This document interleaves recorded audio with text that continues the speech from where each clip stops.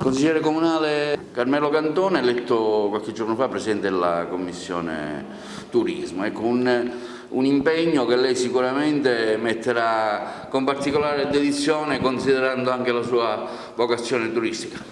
Assolutamente sì, la quinta commissione è sicuramente una commissione prestigiosa e i colleghi mi hanno dato il piacere, tutti i colleghi del Consiglio Comunale mi hanno dato il piacere di poterla presiedere. Non è solo turismo, ma è sport, turismo, spettacolo, cultura e pubblica istruzione.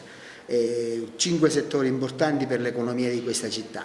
Ci siamo già riuniti con la Commissione, con gli altri consiglieri, Sollano, Fontana e Piparo.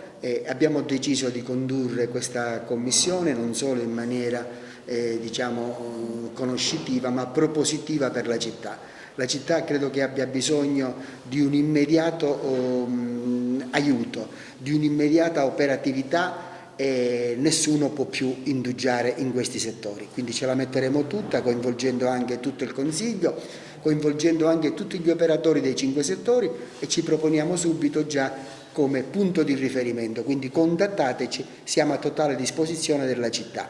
Pensate anche a un aiuto per delle aziende, considerando il Covid, insomma, le restrizioni, la crisi che c'è in atto, si parlava di un'eventuale distribuzione della tassa di soggiorno, cosa ci può anticipare?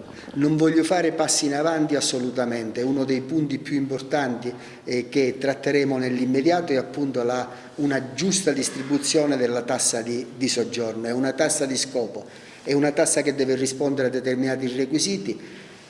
Cerchiamo di riportarla sulla via maestra, che è quella degli aiuti alla città intesa come operatoria, aiuto alla città intesa come turisti, un aiuto a una città che è veramente a vocazione turistica.